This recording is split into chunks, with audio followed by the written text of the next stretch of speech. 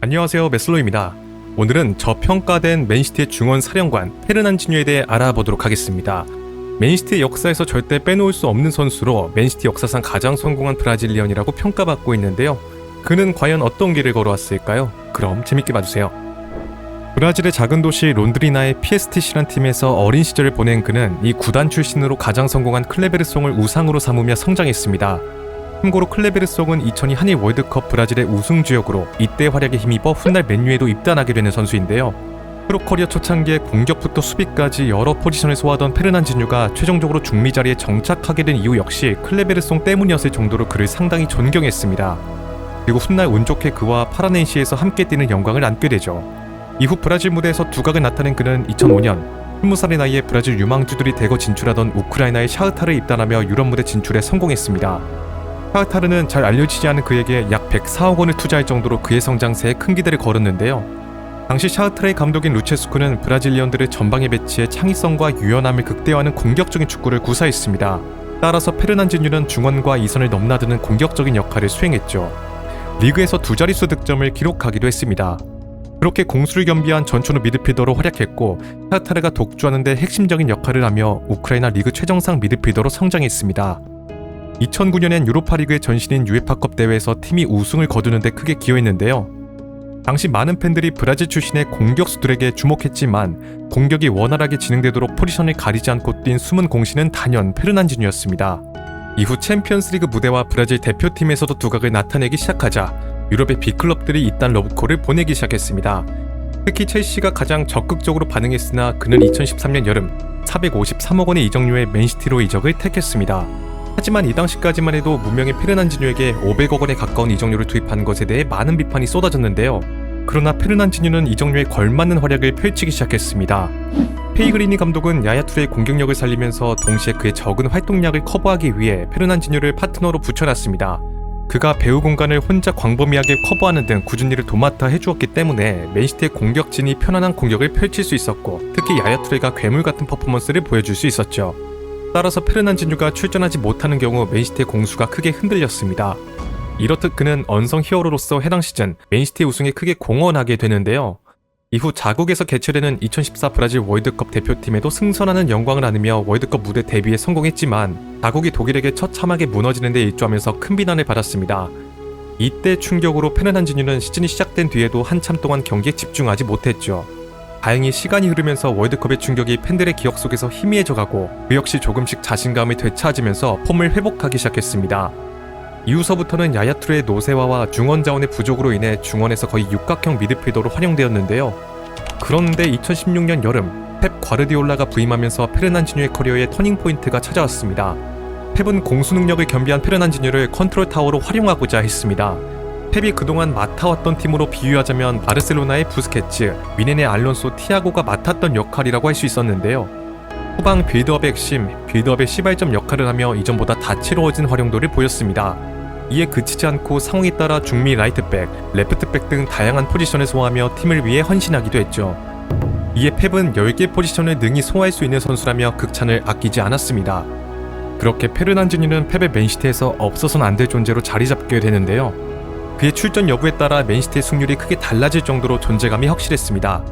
17-18 시즌에 중원의 데브라이너와 다비드 실바로 구성되었을 당시 이들의 넓은 뒷공간을 온전히 책임진 것은 물론 공격 시에 앞선으로 올라간 5명의 선수에게 볼을 뿌리는 역할을 한 것도 페르난지뉴였다는 것을 감안하면 그가 펩 감독 밑에서 얼마나 큰 중책을 맡았었는지를 대략적으로 알 수 있는 대목이었습니다. 즉, 펩의 이러한 공격 전술이 통할 수 있었던 것은 말 그대로 페르난지뉴 덕분이었다고 할 수 있었는데요. 그러나 동시에 그의 부재는 곧바로 맨시티의 위기로 이어질 수 있다는 사실을 의미하기도 했습니다. 실제로 18-19 시즌 맨시티의 리그 4패 중 절반은 페르난지뉴가 부상으로 결장했던 경기에서 나왔습니다. 따라서 펩은 인터뷰에서 그가 절대적으로 중요한 선수임을 공공연히 말하기도 했죠. 하지만 그러면서도 30대 중반에 접어든 그의 대체자를 애타게 찾고 있었습니다. 결과적으로 2019년 로드리가 영입되며 페르난지뉴의 입지가 좁아지기 시작했는데요. 이 당시 펩은 나이도 있고 몇 시즌간 혹사를 당한 페르난지뉴를 로테이션으로 기용하고자 했습니다. 그런데 2019년에 수비의 커맨더인 콤파니가 떠난 데 이어 시즌이 시작된 뒤 라포르테, 스톤스까지 부상으로 쓰러지며 수비진이 초토화되자 펩은 그를 센터백으로 기용하기 시작했습니다. 그렇게 오타멘디 페르난지뉴라는 단신 센터백 조합이 형성되었는데 페르난지뉴의 리더십 속에서 수비 라인은 안정감 있는 모습을 보여주었습니다.